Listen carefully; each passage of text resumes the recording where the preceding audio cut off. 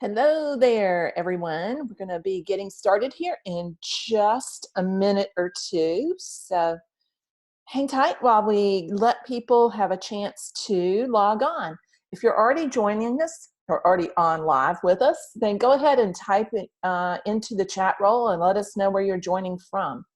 So if you haven't joined us live before, the way you get to the chat roll is scroll right across the bottom with either your mouse or your finger if you're on a smart device, and click on the idea bubble with 3 dots in it. When you click that, the chat roll will pop up, and you can type a comment in there where it says type message here. You can type your question or your message in there and hit enter or return, and that will throw it up into the chat roll. So now we've got a bunch of people on live already. So go ahead and let me know where you're joining us from. So who's on and where are you coming from? And we'll be getting started here in just a minute. We're going to be talking about one of my favorite topics today, painting plein air. Some really simple ways to get started and the kind of things you need to get started. Hey, Mike, it's good to see you, and Indu and Davis, good to see you too. And Mavis is here. And who else have we got? Sarah Sumner's here. Sarah's been doing a lot of plein air paintings. So cool beans. So we're going to get started, like I said, in just a few minutes. But if you have a question, because I'm going to leave some time at the end for Q&A, if you have a question about painting plein air that you know you want to ask, go ahead and type it into the chat roll right here now so that you don't forget it. If you're like me, you're going to forget it 30 seconds after we go down another plein air rabbit hole. So I want to make sure we cover everybody's ideas, questions, and concerns about painting plein air. This is the perfect time of year to get started, almost no matter where you are. I know it's still cold in the far north, but in the rest of the country and a good chunk of the world, we're in that changing season time where it's not too hot and it's not too cold and it's just right for getting outside. So I want to start off by talking about what plein air actually is, because I know people talk about it a lot. Hardly anybody ever backs up to actually say what it means. And plein air is a term that started being used back in the 19th century. And it was applied to the painters like the members of the Barbizon School and the Impressionists who started painting outside directly. Artists had painted outside before, but not that often, usually small studies or sketches like the ones Constable did. If you haven't looked at his plein air studies, go look at those. But they hadn't taken their big canvases outside that often. And this really great invention that we take for granted now is one of the things that made it possible for them to go outside. It's actually what led to Impressionism being able to develop the way that it did. And that's the invention of the paint tube. We take it so for granted, but it's a relatively new invention. It wasn't developed until the 19th century, towards the end of it, the mid to late part of the 19th century. And paint tubes meant that they could take their paint out with them more easily. So it really did lead to the development of plein air painting in so many ways. So plein air painting is just painting outside from observation. And there are all kinds of other ways you can paint from observation. You can paint still lives inside. You can paint portraits from life, but it's painting from life, painting directly in front of your subject, rather than from a reference like a photograph. And there are many really important reasons why you should think about painting from observation, whether you want to call it plein air painting or not. There is a big difference when you stand in front of your subject and look at it in order to paint. You see it in a whole different way. And I could always tell, especially with the figure, when somebody has painted from a photograph, especially if they've painted from one that's been shot with this. You know, our iPhones, our smartphones are wonderful, but one of the things that happens is, you see this little lens right here? It's really small. And when you take a photo with a cell phone, it is a relatively wide angle lens and it creates distortion. Most cameras create a certain amount of distortion, but cell phones really do it big time. It's why when you look at a photograph that you've taken with your cell phone of like power lines, power poles, the poles look like they're tilting in, but when you look at them with your eyeballs, they're straight standing up. So there's a certain amount of distortion that happens, and a lot of people don't realize that, and they bring the distortion right into their paintings. So you want to watch for that if you're working from photographs. Better yet, get out there and work from life. I don't think there's anything wrong with using this as a tool and as an aid to memory, but don't let it become a crutch. Don't let it become a filter on how you see the world. When you paint from observation, you form this real direct connection between you and the thing you're looking at. The passion, the emotion, the experience that you feel while you're looking at it, whether it's a pear, a dog, a cat, or a telephone pole, believe it or not, it's going to come through. So if you want to increase the responsiveness of your painting, that emotional experience, get out there and paint from life.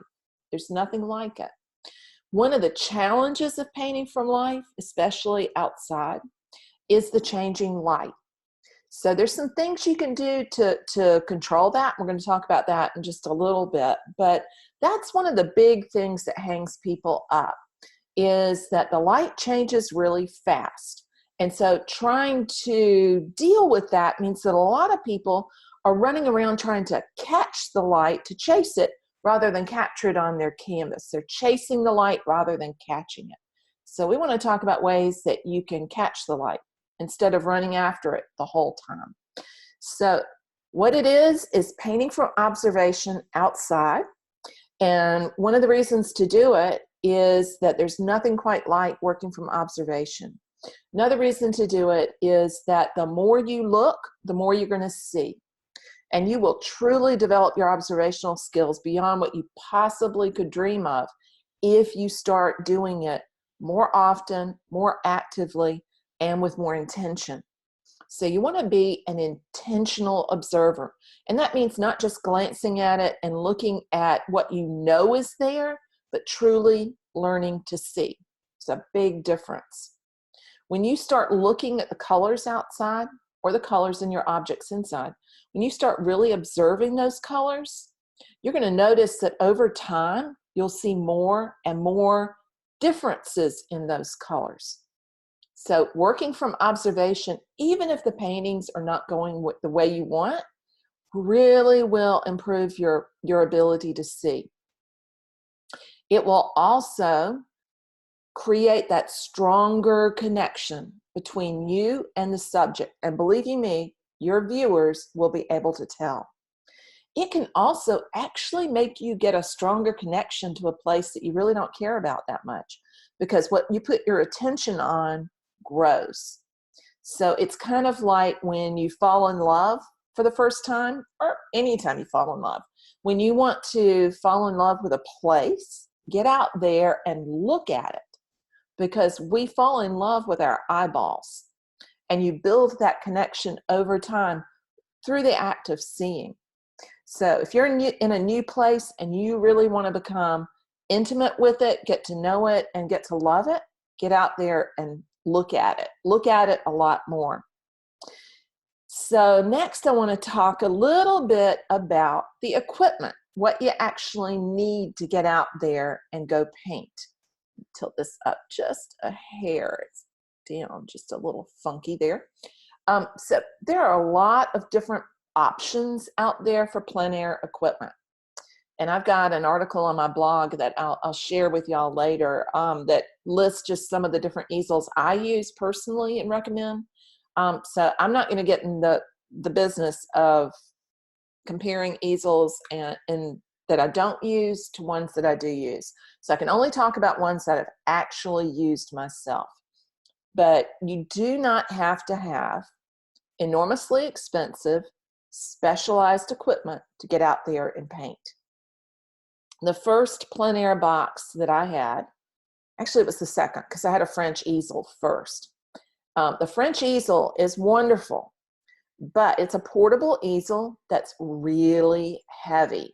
And if you've ever carried that across a field and had one of those legs fall out, come unlocked, happened to me many times, and whack you in the shins, you'll know why I don't carry that thing outside anymore. It's over there in my studio and it stays there. It's just too heavy to move around. So that was my first one. My second one was a cigar box. And so you can get started really easily just by going to your local cigar store and either getting them to give you a wooden box or buy a wooden box for a couple of dollars. We used to do this in my painting classes every spring.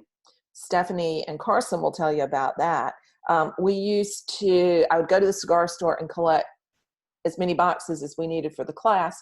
They'd all be a little bit different. And then we'd have a random drawing. They'd pick numbers and pick the boxes because the boxes are quite beautiful. And each one is a little bit different. Then we would make our plein air boxes out of the cigar boxes.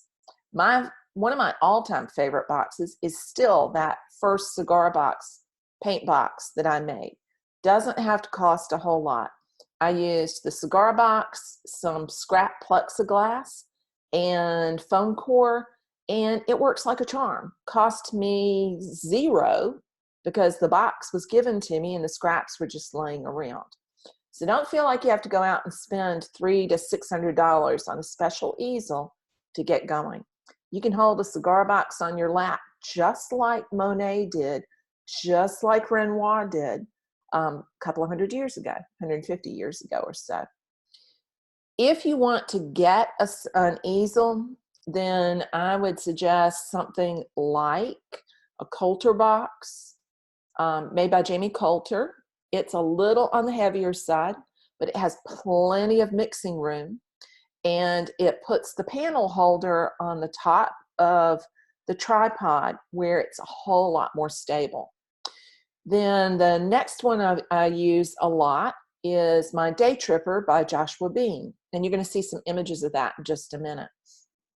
I love that one because it has just as much mixing room as the Coulter, but it weighs less than half of the Coulter.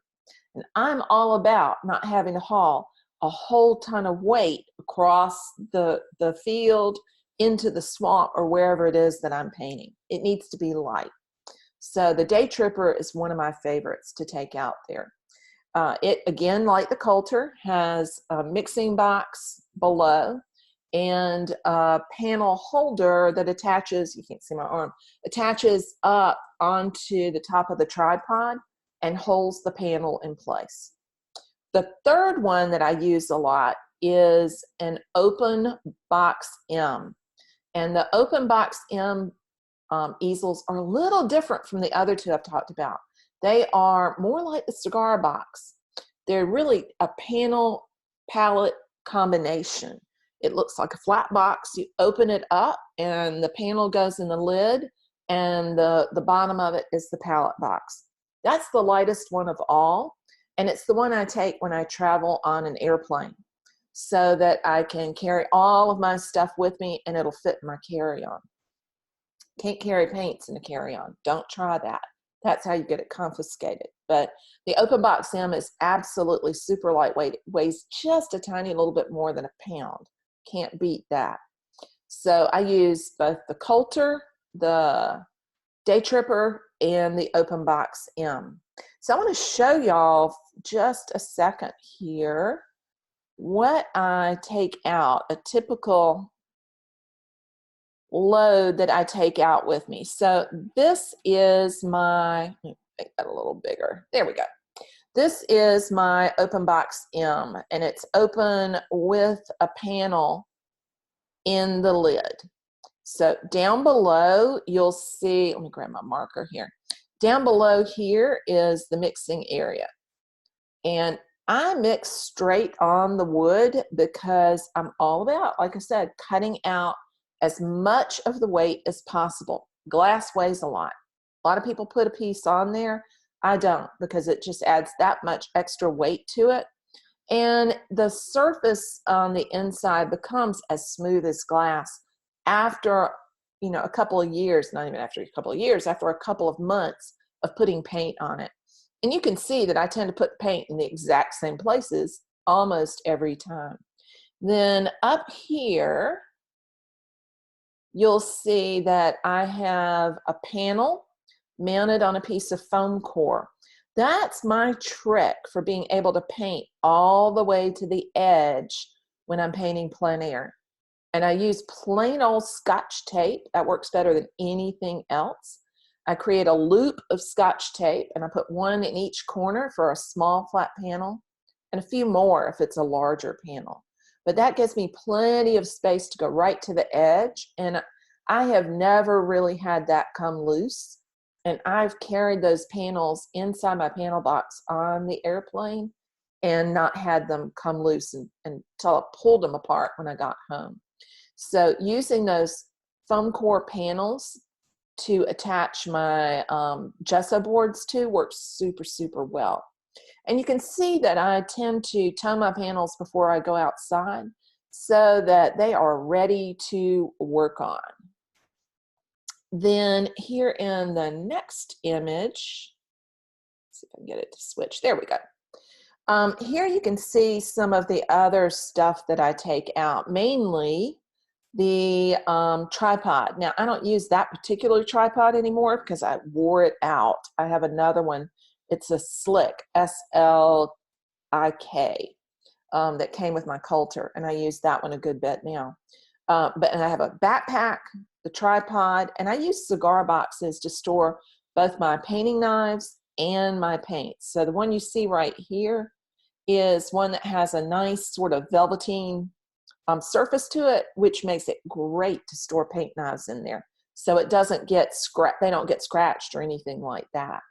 Then in this next image, you'll see the actual stuff, part of which goes into that gray box, the paints, the knives, the viewfinder, and in that upper left-hand corner, you'll see my sacred nail. I use a masonry nail to sign my paintings, but I take the bare minimum essentials out when I paint. So I'm not taking every single paint tube that I've got in my studio. What you see right here is the basic double primary palette with a couple of other secondary colors. I call them convenience colors that I take along with me just because I use them so much. So it's missing for some reason the crimson, but I do take the crimson as well, although it looks like it's down there in the lower left.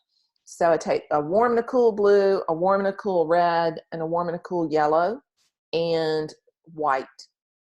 In addition, I'll also take violet, the dioxazine violet, also called Egyptian violet in Williamsburg, cinnabar green light, sometimes sometimes I'll take the Montserrat orange, not always. Love Italian green ochre, I'll take that at times, and always take Italian terra verde. So I vary that a little bit, but I hardly ever take more than 10 tubes out. And I always take the small ones so they don't weigh quite as much. Then they all fit into this box. So my rule for myself is I can only take so many paints as will fit into that little cigar box. So if it won't fit in there, it ain't going because it will get too big. Anne is asking about the dimensions of the open box M. The open box M, mine is a 10 by 12. So there's one smaller and there's several larger. So mine is towards the lower end of their scale, but they've got a bunch of different sizes. So you can get one that works for you. I like the 10 by 12 because it can hold a 9 by 12 inch panel. And that's the size of foam core that I use. So that foam core piece you saw was a 9 by 12. So it can go up to, it can actually go a little bit larger because those little handles that hold the panel can go out beyond the edge of the box, but I don't like to go bigger than the 9 by 12 on that one. So you can go up to that on that particular one. If you want to paint bigger, you're probably going to want either the Coulter or the Joshua Beam. because they can go much, much, much larger. So here, I have the panel holder for, let me stop sharing for just a second, and then I'll go back to the presentation. So here is the panel holder for the Coulter, and you can see it's pretty large. It can hold up to, well, according to Jamie, it'll hold up to 24 by 24, but you actually can go a little bit bigger than that. I've cheated, used a bungee cord to hold it on there. So it'll work. You can go larger. You can go really big if you want to get a different kind of easel. They make ones that go much larger than that.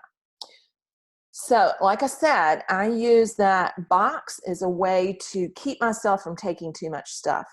The other reason I really like using the cigar boxes to store my paints is that it keeps the tubes from getting holes punched in them. So have you ever had that experience of sticking your paints in like a Ziploc down in the bottom of your backpack and sticking something else in there that had a sharp corner, and your paint's getting a little hole punched into it, and then you get crimson all over the bottom of your backpack? Raise your hand if you've ever done that. Been there, done that. Also did that with India ink one time too. So I don't allow myself to have paint loose anymore. And having it in that box keeps it safe and keeps it from getting all messed up. So highly recommend that, and it doesn't add very much weight to the actual amount that you're carrying out there. So you can see my double primary palette and a few convenience colors stuck in there. Now, sometimes I'll take more knives than this, but usually it's not too much more than this. So you see a paint scraper, you'll see a number, I think this is 61 and a 109 or a 106 in there. My sacred nail, get that bigger in there. And I use an old slide mount as a viewfinder to kind of cut out all the extra detail that gets in the way. One of the things I like about this particular brand of paint knives, and these are made by RGM, they're an Italian company for Dick Blick, and they have a blue rubber handle, but the surface of the knife is black. It's anodized so that it doesn't reflect the light. If you've ever painted outside with a painting knife that's not anodized, you've experienced being blinded by the light, and it's not fun. So I've had that happen to me even inside in the studio. So I really love the knives that have that black anodized surface to them so that they are not quite as reflective. Now, it wears off over time and you need to replace them, but they are wonderful. Keeps the old eyeballs safe. So you can see how little I actually stick in there. If I have an extra tube of paint and I'm cheating, every now and then I'll pop that in there as well. So some other things that I tend to take along, I'll always take a couple of panels. I probably take an extra 2 or 3 because I'm always sure that I'm going to paint more than I actually have time to paint. So I'll get those all prepped onto the foam core boards before I go, so that it's really easy to get started. That's one of the real keys to painting from observation, is make it easy to get started. You'll also see a roll of paper towels there. Another trick for saving space and weight is take the roll of paper towels that's halfway used up from the kitchen so that you're not carrying a full roll. It takes up a whole lot less space in your backpack, and it's not as devastating when you drop the entire new roll of Bounty right into the creek. Did that about a year ago. So partial rolls are good things. Save them and use those for when you go outside painting. And here you can see the whole thing. This is everything that goes into the backpack, and it's not that much. I don't carry a whole lot of extra stuff. You do not need everything but the kitchen sink. So you'll see the easel here in the middle, the palette box. You'll see the panels, the paper towels, the box for holding the paints, and the box for holding the knives, and the tripod over there on the right-hand side. All of that stuff fits into that standard backpack. So here you can see the palette box and all of that other material put down into the backpack. And you can see I actually still have some room for some of the other essentials that you need to take with you. I would also always include sunscreen, insect repellent, bear spray, depending on where you live, is not a bad idea because you can run into critters when you're outside. So take along those kind of things. Take a cell phone. It's always a good idea. There are times when you might be away from cell service, so it's a really good idea to take a buddy with you as well. If you can't take a buddy, take a furry studio assistant so that you have something with you that's going to make a lot of noise if somebody is not quite right and approaches you while you're out painting. Even though she looks really, really sweet, she is a fiercely protective pup. So think about taking your dog with you. Take a friend, take a buddy. It's a whole lot more fun to paint together than to paint by yourself anyway. So those are the basics of what I take. Then I want to talk a little bit about how to get started and how to do that in a way that's not overwhelming, that makes it easy to get started. So let me stop sharing the screen here for just a second and then grab my other, there we go. So what I want you to think about are these real simple steps to get started. Number one is, if you haven't painted plein air before, I would paint in your own backyard. Start when you feel really comfortable already. So you know your yard, you know your front porch, you know where you live, and there is not a thing wrong with taking your easel and your materials out onto your deck and painting there for a while before you venture out into the world to paint. So start where you're comfortable already. For one thing, you're going to know the subject matter very, very well, and you're not going to have to overthink what you're looking at. Another thing, you're not going to have that nosy Parker who comes up and looks over your shoulder like this and goes, well, that doesn't look like that building over there. Because there's always some idiot like that who's going to come by and give you an unasked for, unwanted critique. And one solution to that, if you are outside somewhere else, put your earbuds in and attach it to your phone, stick your phone in your pocket. You don't even have to turn it on. But if you've got earbuds in, people will leave you alone and they won't come by and give you harsh criticism. 9 times out of 10, people are not going to do that anyway. Usually people who drive by or who see you out working are fascinated by what you're doing and they just want to know more. Sometimes though, you just don't want to be interrupted. So put those earbuds in and that makes it a whole lot more comfortable. One of the things you want to do when you go outside to make it a whole lot faster is to tone your panel or your canvas. And I would suggest working on panels for one reason above all the others. A, it doesn't take up as much space, but the real main reason is that if you're painting on either a French easel to a degree or on a Coulter or a Day Tripper, one of those that has the upright panel holder, the sun is going to, the light's going to come through the canvas if you're painting on a canvas, and it makes it really hard to adjust the colors correctly. So having a panel blocks that light, makes it 100% easier to paint. So think about using a panel and then think about toning it so that you start out with a middle value that's close to the color of the light in the area that you're painting. I use yellow ochre because that's the basic color of the light here in the Southeast most of the year. Not all the time, but most of the year. Second thing that I would suggest you do is to make a thumbnail. And I've talked about thumbnails a lot, but a thumbnail is a small sketch.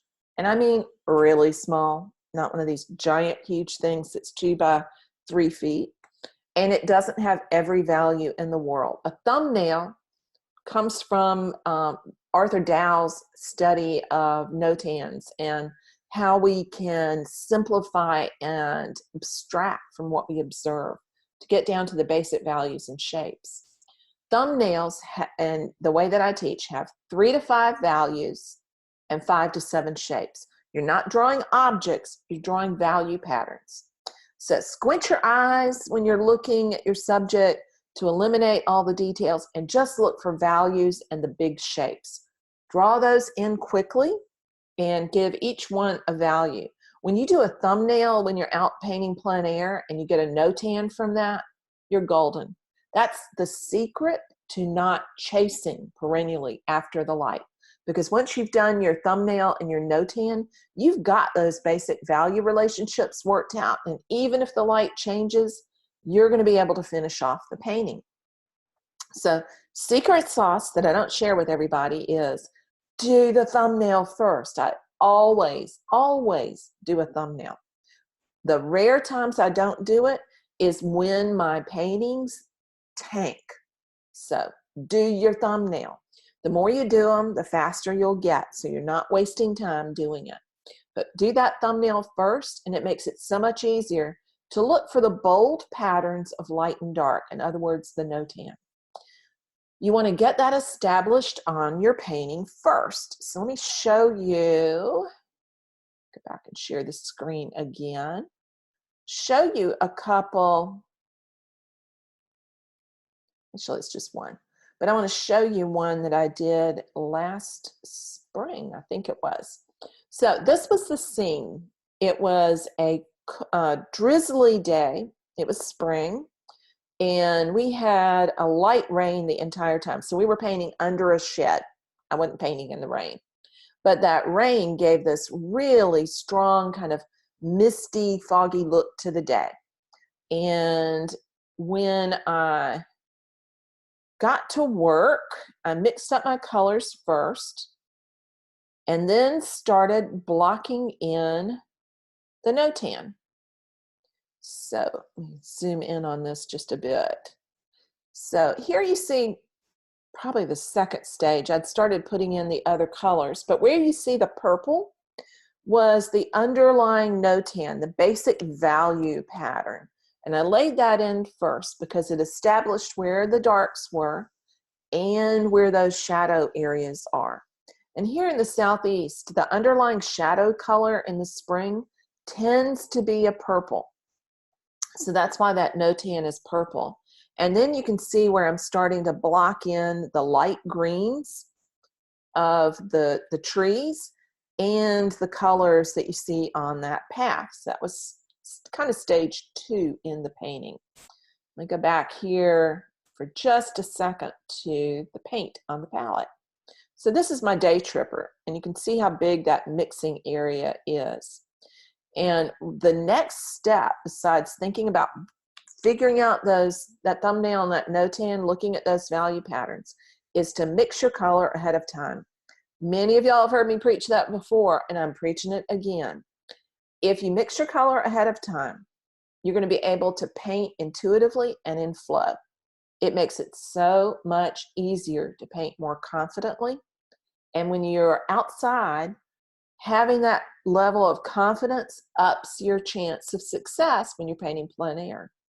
So here you can see where I've mixed up different values and ranges of the colors that I'm going to use in the painting. So each of those 5 to 7 shapes for my thumbnail got 3 to 5 values in there, a light, a dark, and a medium for each one of those, so that I can begin to build up form and shape in the painting. And I can do it really quickly without having to back up and go, now, what color do I want to use there? Which is a distraction, and it breaks the flow, makes it so it's hard to get back into flow. So here you see all 3, the subject, that second stage of the painting, and the palette. And here's the final painting. Let's get that one bigger too. So you can see where I've worked the painting and broken down those big shapes you already saw into smaller shapes that give a clearer sense of form and space. So after you've established the basic shapes and you've picked a dominant color and you've got that palette mixed up, then you want to work from background to foreground from dark to light, big shapes to small shapes. And you can make it as detailed, as photorealistic as you want, or you can leave it as abstract as you want. Understand that once you get into flow, you're going to be able to paint so much more quickly, and it will really assist you when you're out there painting outside. So I want to make sure here that I'm going to go back through those steps really quickly, and then I'm going to take some questions. So step number 1 is to make sure you've toned your canvas or panel. It saves you a whole lot of time because you've got that middle value. Step number 2, make a thumbnail. Step number 3, look for the bold patterns of light and dark and create a notan, preferably in your sketchbook before you get started. Then use that notan as the first thing you're going to block in with. Look for warm and cool color contrast, bright and dull color contrast, because that will help create that sense of form. Think about picking one key dominant color, and that's what you're going to start with. You saw me do that with that purple in that painting. That was the underlying shadow color, and it helps to unify the whole painting because little bits of it peek through from one side of the painting to the other. Number 6, mix your palette before you get started. Make sure you've got the full range of colors. And newsflash, if the colors look ugly on your palette when you've mixed them, they're going to look ugly on your canvas or your panel. So adjust the color before you start to paint, and you'll be able to stay in flow state. Then last, you want to work from background to foreground, dark to light, and big shapes to small shapes. When you do that, you can begin to develop the painting to the degree of representation that you want. So let's dive in and see what questions people have. I think I have left us a good 10 to 15 minutes for questions. So, Anne, I've gotten the dimensions there. Virginia says, which white do you take? I take the Gamblin Flake White Replacement. That's the only white that I use all the time. It's my go-to white. I usually use that in a big tube. And so what I'll do when I'm going outside is I will take a partially used tube, big tube out of the studio, and I'll use a paint roller to crimp the end of it so it doesn't take up as much space. So yeah, I do use a rolling device to move the paint out of the tube, and I have a whole bunch of them. I've got one that stays in the studio, and then I've got one that's a little bit lighter weight that I take with me when I go out to paint, because I'm kind of anal about getting the paint out of my tube. It's one of my quirks. So I like having my paint roller with me. And Christine says, what is the weight? Of my whole pack, I have not weighed the whole thing, Christine, but I don't think it weighs more than about 5 pounds because the palette box, when I'm using the open box M, weighs about 1 pound. The paint probably doesn't weigh more than 1 pound. Probably the heaviest thing is my tripod. And even that's not that heavy. It's less than 1 pound. Well, it might be right at 1 pound. So I don't think I'm taking more than 5 pounds at all. So it all fits in that smaller backpack, and it's easy to haul. Now I'll take other stuff. If I'm going to be working out of the back of my car, I can be just as much of a pack rat as everybody else. If I'm painting out of the back of my car, just pulling up and then unloading out of the car, I'll have my little plastic table so I can have that underneath the easel. I'll have my chair in case I want to go sit down and look at the painting. I might even have a cooler in the car for water, all kinds of other stuff, but not necessarily when you're walking in. Mavis says, can you discuss the make of the panel you suggest? Absolutely. There are 2 that I really love. The first is the ampersand gesso board. That's my go-to panel. That is what I always have a few around, and I literally always have a few in the car. They come in all kinds of sizes from a 4 by 6 inch all the way up to, large scale, really large scale. The ones that I'm using plein air are not cradled. because that adds extra weight and they take up more space. So I use the ampersand gesso boards. They're ready to paint on. They've already been gessoed. I just tone them first. The second ones that I love are the Raymar panels. Raymar is a company here in the States that makes plein air panels, makes artist panels, and they make them with all kinds of different surfaces. My favorites are their linen featherlight panels. So the linen featherlights are really super thin, super lightweight, and they're linen that's been prepped and ready to go. And there's nothing like painting on linen. But I'll use either the Raymar panels or the gesso boards. Those are my favorites. Christine says, you make it look easy. Ha! That is years of distillation down to the bare bones. So you should see how much stuff I used to carry outside. And after you have it make your shoulders hurt, or it whacks you in the shins, or it drives you crazy, then you start leaving it at home. One of the things that I hardly ever use, it stays in my car most of the time. I think I've put it up maybe twice, is an umbrella. I've got one of those that I think it's a Best umbrella, but anyway, it attaches to the easel. I don't like that because the umbrellas in the wind can make the easel tilt over.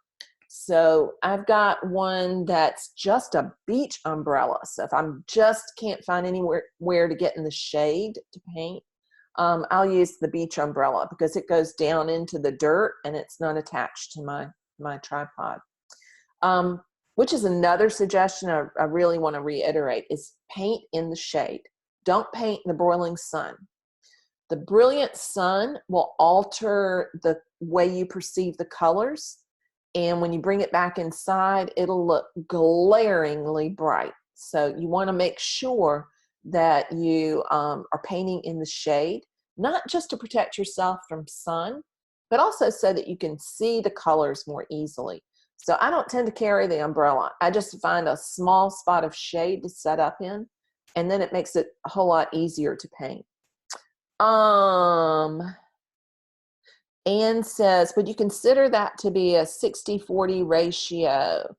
I'm assuming, Anne, that you're talking about the one that the square one that I just showed you. Yeah, it is. It ends up being probably more like 65-35, dark to light. It's not super dark, but when you look at the mass of the darker values, that's about where it comes to. Christine says, the day tripper fits in a small backpack? No, I had to get a special backpack for the day tripper. It's like this much too long for my favorite backpack. So I took it with me to actually our local feed store, which stocks all kind of realistic backpacks, not the faux fancy ones. I took it with me into the store, and they let me put it into all of the ones they had in stock to find one that it would actually fit in. So I got one that was, excuse me, just a little bit larger than that small backpack that holds the length of the day tripper. So it's not any heavier, it's just a little bit different shape. So yeah, if you're gonna get a backpack, you don't have one yet, take your easel with you to make sure it fits. If they won't let you stick the easel in there, then go to a different store. Also make sure the easel's dry, that you're not sticking a wet panel box in there. Anne says, so is the day tripper or open box M your preference? Really good question. All three are my preference for different things. So I have a bunch of different, I'm addicted to plein air equipment. I freely admit that. So I'm always in search of the lightest possible thing. And I've never found anything lighter than my cigar box. But if I'm going to be, I paint a lot, let me rephrase that. If I paint a lot in the Congaree National Park, so I hike in to go do that. And my favorite spot to paint in there is a good 2-mile walk in. So I'm not going to walk in with the day tripper or the Coulter. I want something that's super lightweight. So if I'm doing that, then it's the open box M. because it's the lightest one. If I'm flying to go somewhere and I'm going to be painting, I take the open box M. It's the lightest one and the easiest to pack.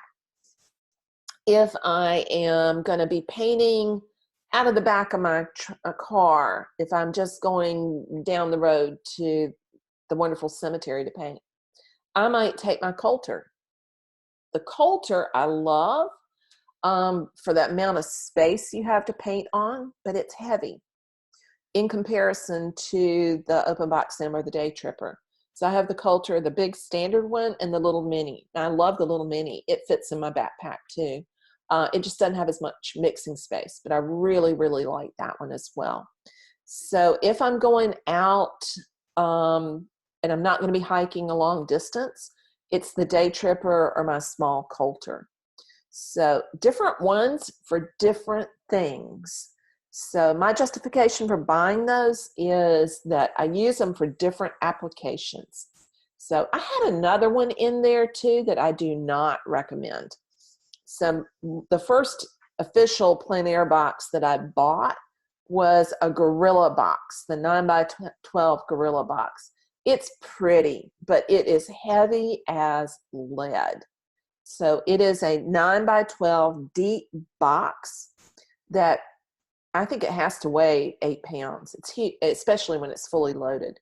And the problem with that is it weighs so much more than the tripods. And I had that almost tip into the river one time. I caught it just in time before it went into the river in full spring flood stage.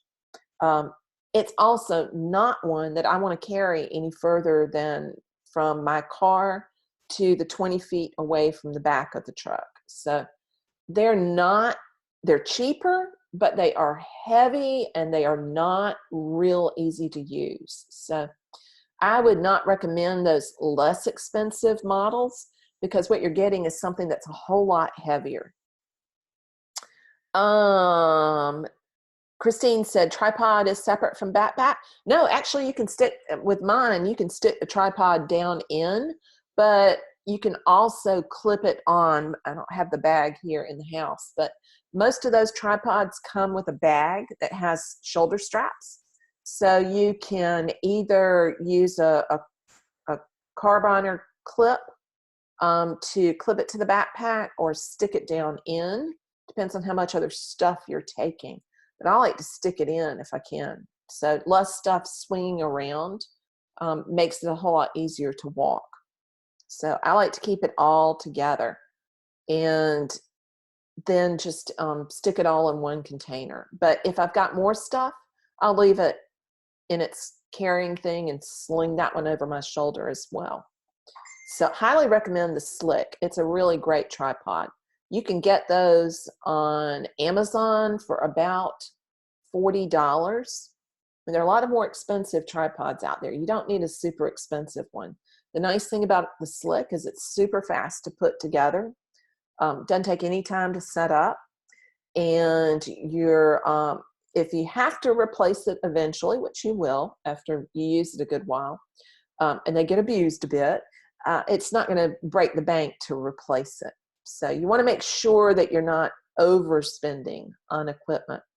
There's some easels out there that are wonderful and beautiful, but can be really difficult to maintain. So some of them are really susceptible to getting sand in the legs, and then you have to send them off to be fixed. So you want to be careful with that.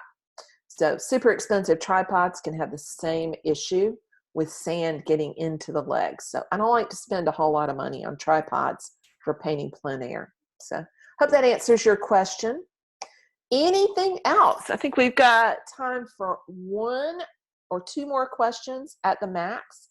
But I do want to talk, while anybody's typing their other question in there, I do want to talk just a little bit about the challenge here in the membership. So most of y'all know we have the public 5-day painting challenge coming up on the 25th. So I thought it'd be interesting to give the membership a twist on that. So that's why we're going to do a challenge that's around painting from observation. So I've challenged all of y'all to get outside and paint. So for the 5-day challenge that's running within the membership, I want to encourage everybody, go outside. If you have not done it before, I hope I've made it a little bit less stressful to get started with in what we've talked about today. But you can also think about if, for example, you usually paint still lifes, set up a still life on your deck. Set up a still life on your backyard picnic table. But get outside to paint. It'll make it a whole different challenge than if you're working inside. Now, it is not a requirement. Nobody's going to make any fun of you if you decide you want to paint inside, or you want to paint from photographs, or you want to do anything else. I think the challenge really is just to get people painting, but I wanted to add that extra layer of encouragement to paint from observation. So if you do decide to paint inside, you don't want to go out to paint plein air, please think about setting up a still life inside so that you're still looking directly at and interacting directly with your subject matter. Okay, so think about doing it that way. Eileen says, what's the best way to connect a tripod to a cigar box? Good question. They make something called a T-nut, Eileen, that you can get at any hardware store. Now, when I bought my last stack of them, I went to Lowe's and asked for them. And bless his heart, the guy who was working there had no clue what I was talking about. So I had to kind of go through the drawers in the hardware to find what I was looking for. But the T-nut is just a little nut that you push into the bottom of the cigar box. You want to be careful where you put it so it stays balanced. But it allows you to screw the cigar box onto the head of the tripod. So look up a T-nut and make sure you get one that will fit onto your tripod, and you're golden. You can actually use your cigar box up on the tripod. So not hard to do at all. That was a great question. Time for one last question if anybody's got one. I'm also going to scroll back through here and make sure I've got all of those. I think I've got them all. So, excellent. So I have a cheat sheet that I'm going to be posting with the replay. So make sure when you come back and if you want to listen to this again that you download it. So the cheat sheet is going to have those 7 steps that I went through earlier on it so that you can set yourself up for success when you're painting outside. Anne says, is the cigar box on top of the tripod? Yeah. So when I'm using the cigar box, I have foam core. I don't have it here with me in Savannah, but I have the cigar box is about 3 inches deep. And I cut about 3 inches. And I cut foam core strips that line the inside of the cigar box that are about 1 inch tall, maybe 1.5 inches. And I stuck those in so they go around the edge. Then I cut a piece of plexiglass that would fit down inside of it. So the foam core created a little ledge for the plexi to sit on top of. And my paints can sit down inside the cigar box and the palette can go on top. So the palette is actually the plexi that's sitting down in the cigar box. But you could use a narrower cigar box and just use the bottom of it as the palette. You don't have to make it complicated at all. So yeah, you can buy foam core at Michael's or Hobby Lobby. They'll actually cut it for you if you want to. If I actually can remember to do that. I have photographs of that, and so I'll try to remember to stick it in here so that y'all can see how I did that. It's really easy to do, and it's so much fun. I'm still addicted to collecting cigar boxes because I love having lots of different kind of options. So hope this has been helpful. Everybody get outside to paint. It's good for you. It's good for your soul, and it's good for your learning how to see. It's good for your painting. So hopefully you've been inspired. You'll get out to paint and share those results with us here in the membership. If you have any other questions after we hop off, be sure to put them in the comments in the event or you can put them under the replay after we get that up. Take care, everybody, and bye-bye for now. Happy painting.